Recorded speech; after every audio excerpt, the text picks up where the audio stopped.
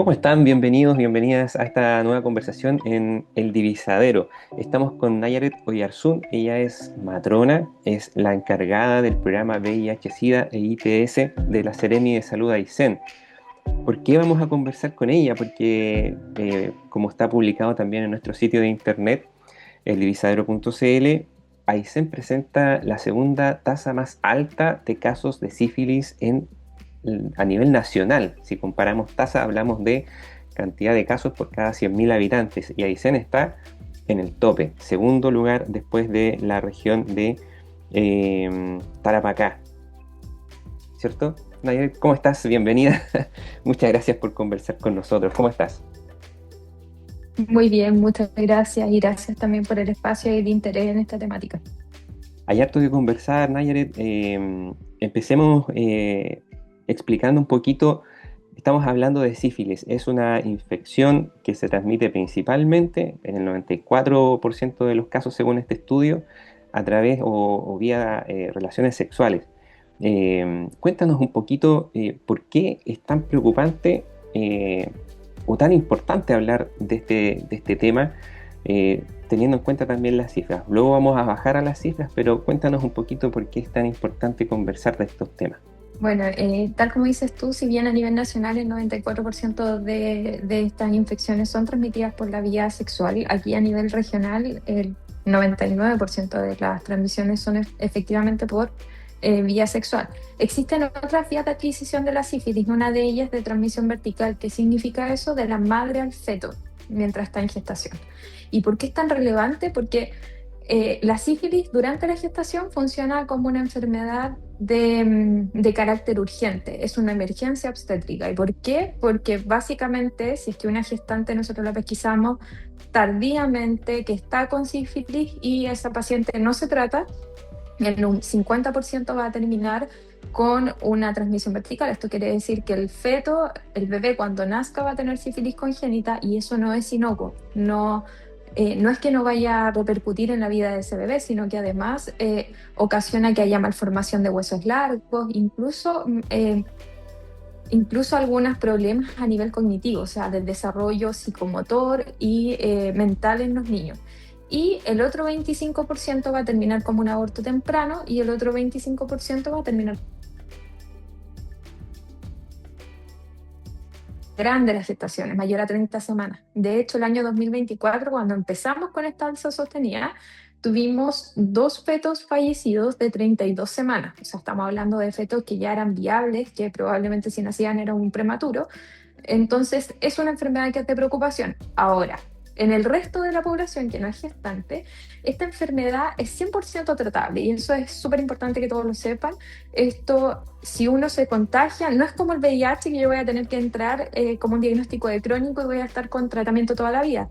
No, acá yo ingreso, me dan tratamiento que es antibiótico porque es producido por una bacteria y las bacterias tienen tratamiento por medio de antibióticos, que es la penicilina condensatina, que yo creo que a la gran parte de las personas le han puesto esa inyección, duele mucho, pero la buena noticia es que tiene tratamiento. Pero si yo no me testeo, yo no me lo incluyo en los exámenes que me hago anualmente, esta enfermedad comienza a avanzar, ¿ya? Y cuando comienza a avanzar pueden llegar a etapas que se llama etapa destructiva de la enfermedad, que es cuando causa finalmente problemas neurológicos, demencia a inicio temprano, está muy fuertemente ligado con la demencia, y en otros casos problemas de audición, de visión, pérdidas de ambos sentidos, digamos, y en otras ocasiones también enfermedades mucho más graves a nivel cardiovascular porque la bacteria tiene gran afinidad por los vasos más grandes. ¿Y dónde están los vasos más grandes? A nivel del corazón. Entonces, tiene repercusiones muy graves a nivel cardiovascular y del sistema nervioso central, neurológico principalmente, y por eso es tan importante hablar de esta enfermedad, porque si bien es de transmisión sexual, ocasiona alguna sintomatología a largo plazo, si es que yo no me lo trato y no me lo pesquiso nunca, que a la larga son irreversibles. Pero si yo lo detecto a tiempo, tiene tratamiento. No tiene mucha sintomatología específica al inicio y eso también cuesta un poco, ¿ya? Si me puedes contar un poquito de eso, porque decía, es importante que se incluya dentro de los exámenes que una persona, cualquiera de nosotros, se puede hacer constantemente en el tiempo, sobre todo quienes se preocupan más de la salud. Pero ¿en qué casos tengo que tener especial preocupación o poner especial atención? ¿Qué síntomas podrían llamar la atención de una persona o qué comportamientos podrían hacer que yo tomara la decisión de incluirlo constantemente también en mi examen? Bueno, y, claro, como te iba contando, efectivamente nosotros deberíamos tomar nuestros exámenes anualmente, ¿ya? Debería ser el gold standard que cada vez que yo tengo el examen médico preventivo me incluya, independiente que tenga parejas estables o parejas múltiples, debería al menos hacérmelo una vez al año, ¿ya? Independiente de eso, como bien decía, hay algunas alertas que te pueden ir dando más urgencia a poder consultar. ¿Cuáles son estas alertas? Si es que me apareció en algún minuto, tengo recuerdo de que en algún minuto me apareció una especie de úlcera como esta que salen tipo herpes en la boca, en la vagina, en el pene, en el ano, pero no me dolía, no me ocasionaba ningún dolor, sin embargo estuvo ahí por más de una semana, generalmente hasta 2 semanas, entonces puede ser que yo haya contraído la sífilis y claro, se pasa solo. Si yo no lo trato, se pasa solo. Y como no duele, generalmente la gente, si no está acostumbrada a revisarse, porque deberíamos hacerlo también, deberíamos, sobre todo las mujeres que nos cuesta un poco más mirarnos, deberíamos estar acostumbrados a vernos, a conocer nuestro cuerpo para entonces identificar cuando hay algo raro. Si se pasó por alto, no consulté porque en realidad no me dolía, entonces debo pensar en que tal vez tengo sífilis y por lo tanto debería hacerme lo más prontamente el examen. Ahora, cuando pasa este periodo, ya, o sea, me sale esta primera úlcera que no duele por el lugar de entrada de la bacteria. Si fue por sexo oral, me va a salir en la boca. Anal, en el ano, cercano, y si no, vagina o pene, ¿ya? Incluso puede salir en los costados, ya no necesariamente en el canal vaginal o en el pene mismo, sino que también por los lugares que están aledaños, ¿ya? Si pasa esto, de ahí la enfermedad vuelve a estar ahí tranquila, no hay ningún síntoma, hasta que dentro del primer año de la enfermedad aparecen algunos otros síntomas que son súper inespecíficos: fiebre, malestar general, ¿ya? Y en algunas ocasiones unas ronchitas en todo el cuerpo, especialmente en las plantas perdón, en las palmas de las manos y las plantas de los pies. Ahora, hasta donde yo les dije ahí, puede ser, o sea, malestar general, fiebre, lo da cualquier virus en esta fecha, ¿cierto? Claro, y que más encima se pasa con paracetamol, ¿ya? Pero si me salen pintas en la piel como tipo ronchas, entonces yo debería consultar y pensar, además del exantema súbito, porque también tenemos una infección que ocasiona este tipo de sintomatología, igual debería pensar en sífilis, ¿ya? Lo peor de todo esto es que esto también, así como llega en 2 semanas, se pasa y de ahí no vuelvo a tener síntomas hasta que comienza a atacar el sistema nervioso central y comienza a atacar el sistema cardiovascular. Sin embargo, hay personas que por sus características, puede ser porque tienen un sistema inmune que no es tan competente, pueden llegar a hacer algo que se llama neurosífilis, que ahí ya es mucho más complejo, que da pérdida de visión y audición, y eso puede ser en cualquier minuto. O sea, de repente si tengo una baja defensa, ¿me puede dar neurosífilis? Por supuesto que sí. Entonces la bacteria no es que se haya sanado, sino que sigue en el cuerpo y sigue ocasionando daños. Por eso es tan importante, como yo les dije, durante el primer año van a tener súper pocos síntomas, y mientras están esas lesiones, o sea, si estoy justo ahora, me identifico y estoy con esta lesión en cualquiera indolora, ¿cierto? En cualquiera de estas áreas que mencioné, o estoy con estas ronchas en las palmas de las manos, o en el cuerpo, en el tronco principalmente, es donde más contagia la bacteria. De hecho, el chancro, que así se llama esta úlcera indolora, es lo que más carga de bacteria tiene. Por eso el preservativo aquí si bien nos ayuda mucho a prevenir muchas ITS, en el caso de la sífilis en particular, si el chancro está en un lugar que no se cubre con el preservativo, probablemente me voy a contagiar igual porque el chancro es lo que más tiene carga de bacterias y al entrar en contacto con otra mucosa, que nosotros tenemos mucosa, es esto lo que tenemos por dentro, esa telita que uno siente, si entra en contacto con alguna de las mucosas o piel que no esté indemne, me voy a contagiar igual. Entonces, por eso ahí el llamado también es el examen visual. Revisar, ya. Así que con luz prendida. Perfecto. Nayaret, ¿y en qué consiste el examen que hay que hacerse también para sacar estigmas y para llamar a la tranquilidad a las personas, que en el fondo son exámenes rutinarios? Sí. Bueno, el examen es como cuando uno se va a hacer el EMPA y le toman el hemograma, el examen es un examen de sangre. Se llama BDRL, ese es el nombre, o RPR en algunos sectores, en algunas partes de la red se toma RPR y en otros BDRL. Lo importante es que ambos detectan anticuerpos contra la sífilis y por lo tanto uno cuando ya tiene ese examen, inmediatamente se confirma se toma otro examen que con la misma muestra se procesa. Aquí el servicio de salud es bastante rápido en ese sentido. Y una vez que se procesa, se notifica a nosotros, porque es una enfermedad de notificación obligatoria, por lo tanto nosotros recibimos la notificación e inmediatamente se le da tratamiento al paciente. De hecho, los equipos acá están súper sensibilizados, saben que estamos en años epidémicos de sífilis, porque realmente nosotros podemos decir que estamos en una epidemia de sífilis. Y la verdad es que lo piden bastante. Y si no lo piden, ojalá usted lo pida, ¿ya? Si se va a hacer el EMPA, el examen médico preventivo, y no le ofrecen ni el VDRL, que es para la sífilis, ni el VIH, entonces usted pídalo. Ya recordar que esto debe estar anualmente, todos lo deberíamos tener, y si tengo más de una pareja sexual al año, debería tenerlo al menos 2 veces en el año, ¿ya? Eso es más o menos para que cada uno vaya evaluando su riesgo y de acuerdo a eso tomarse los exámenes. Perfecto. Buenas recomendaciones, Nayaret. Muchas gracias por ser tan clara también con las explicaciones. Conversemos ahora un poquito acerca de las cifras de este estudio que llaman la atención. Tú nos decías que este estudio está a disposición de las autoridades desde marzo aproximadamente y hemos conocido algunos detalles.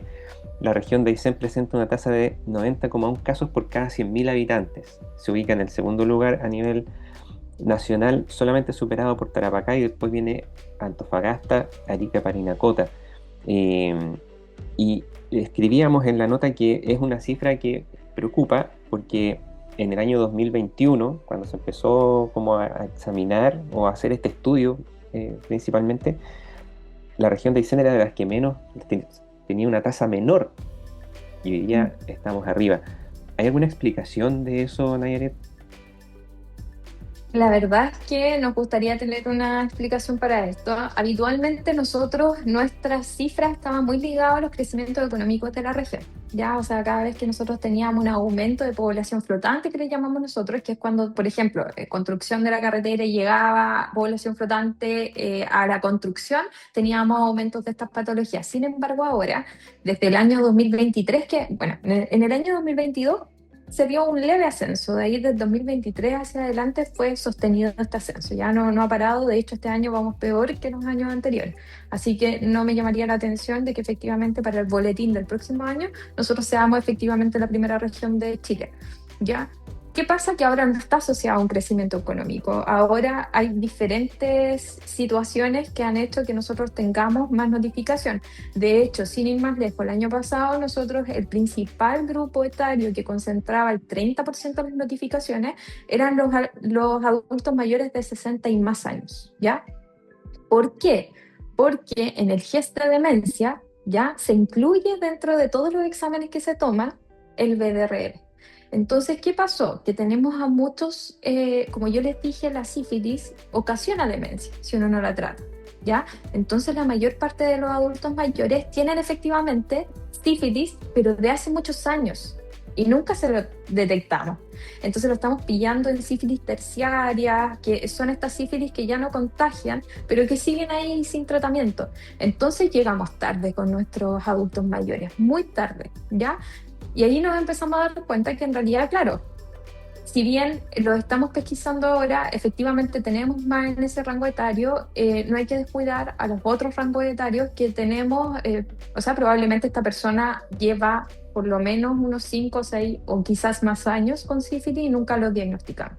Entonces, por eso el trabajo que se ha estado haciendo tanto con los equipos de salud y también hemos tratado de tener presencia en redes para hacer el llamado de que por favor se testeen, ¿ya? Que se tomen esto, que sea parte de los exámenes anuales, basta de estigmatizar lo que son las ITS. Hoy en día con las prácticas sexuales que hay, en realidad lo más responsable que uno puede hacer es tomarse estos exámenes anualmente, ¿ya? Yo creo que es hora de que comencemos a hablar antes de iniciar una relación, ojalá antes de sacarse el preservativo, siempre tener esta conversación de tomarse exámenes ambas partes y así decidir responsablemente el poder utilizar o no preservativo. Pero en el fondo, un poco eso es lo que nos ha ido pasando en el histórico, ¿ya?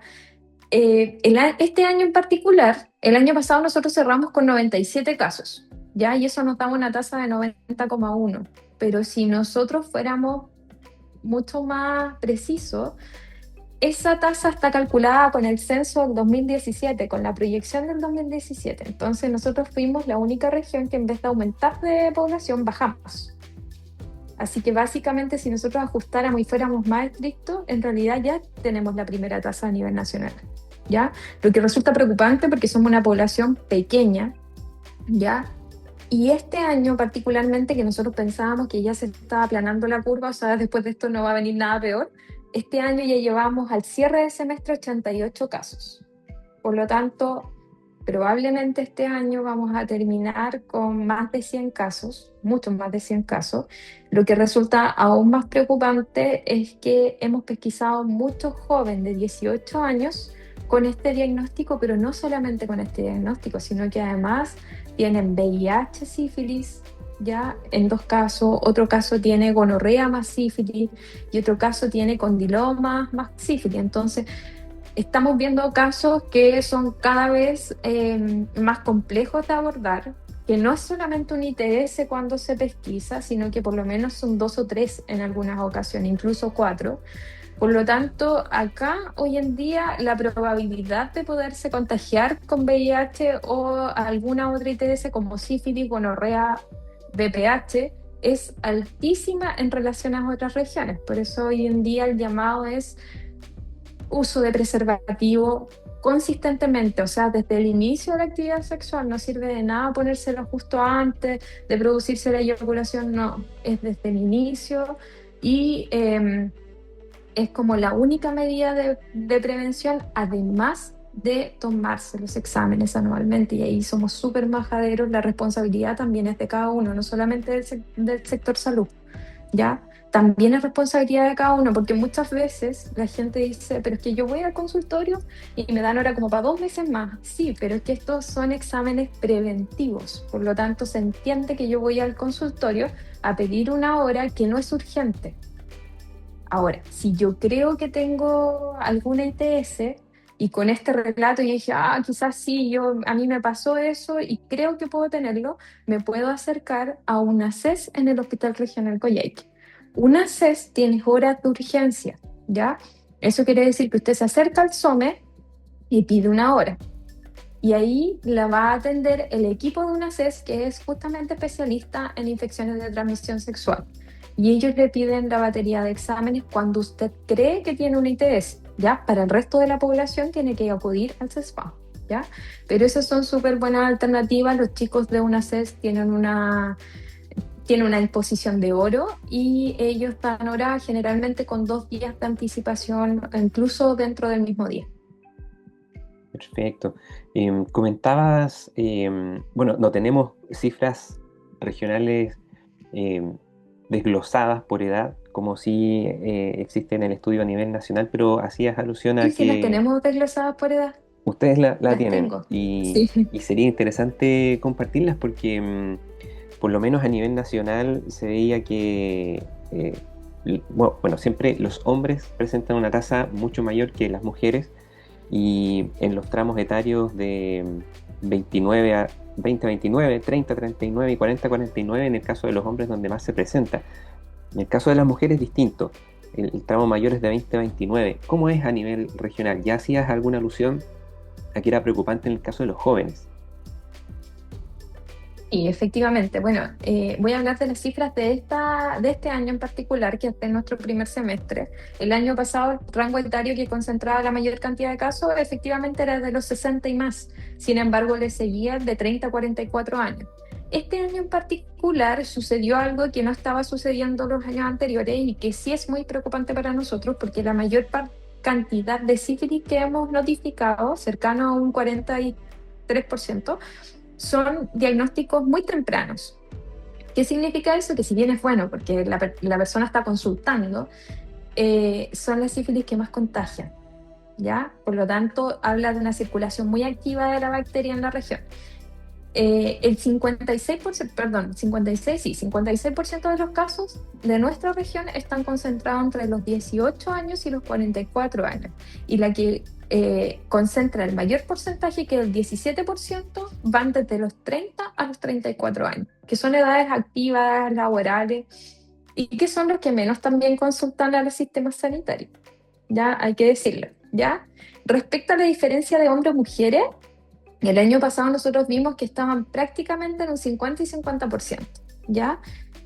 Pero este año nuevamente los hombres comenzaron a aumentar a diferencia de las mujeres y este año concentran el 62,5% de los casos los hombres y un 37% las mujeres, ¿ya?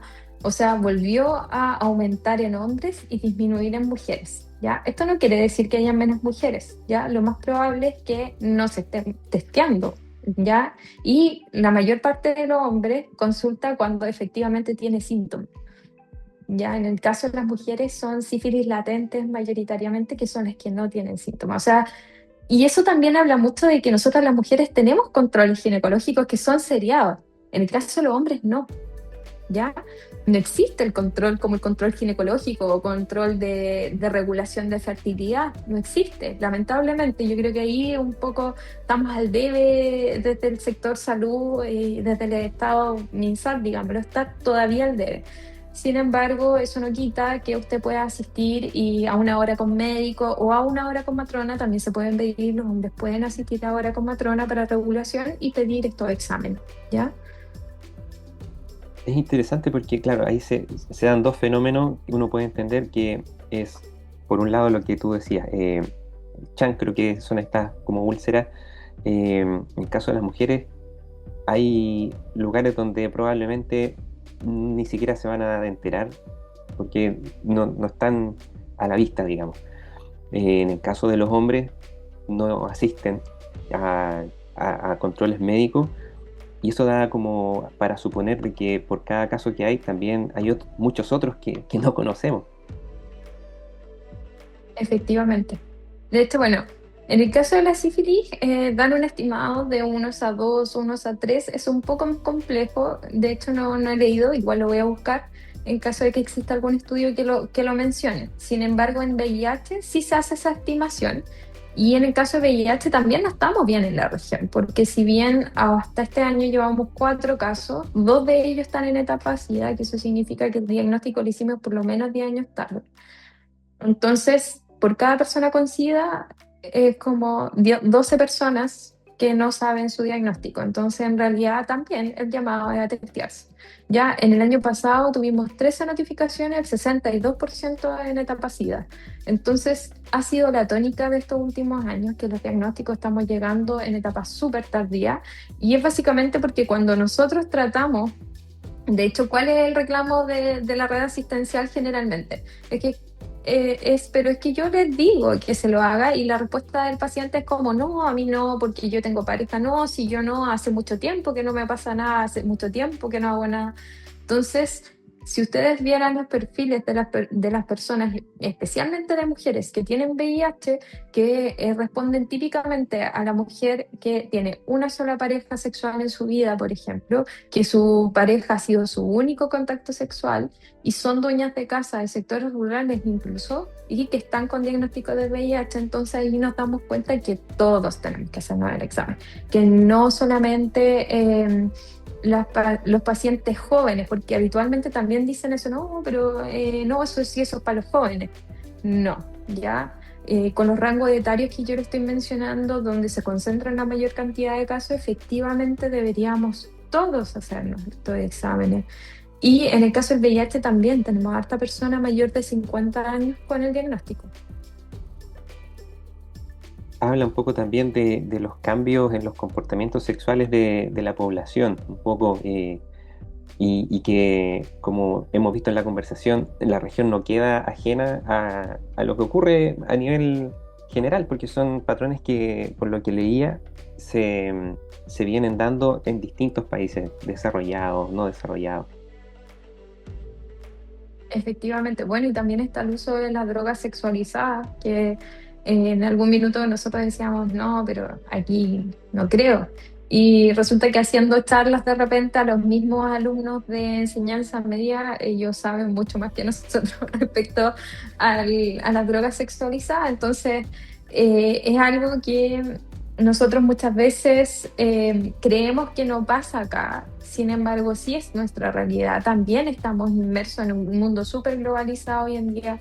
Llega de toda la región mucho antes de lo que nosotros creemos. Antes nosotros podíamos decir, no, eso no va a pasar, eso falta que llegue acá. Hoy en día ya no podemos tener la misma certeza. Las cosas llegan mucho más rápido de lo que uno cree. El Internet juega mucho en contra respecto al uso de drogas sexualizadas también. Y utilizar drogas sexualizadas, ¿por qué se genera un riesgo para VIH e ITS? Es porque básicamente pierdes la noción y la conciencia en cuanto al uso del preservativo. Entonces, generalmente es sexo que se mantiene sin ningún uso de protección y por lo tanto mayor riesgo. Por eso es el nexo. Ya, bueno, las prácticas sexuales se han modificado. Da lo mismo cuántas parejas tengas al año, da lo mismo el tipo de práctica que lleves sexualmente.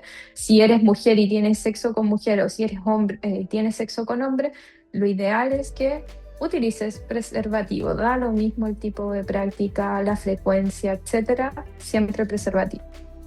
Lo último, Nayaret, ustedes como Seremi de Salud, me imagino que igual tienen un trabajo educativo hacia la comunidad. Te pregunto especialmente en los colegios, ¿cómo ven esa labor? ¿Cómo es la recepción de los chicos hoy?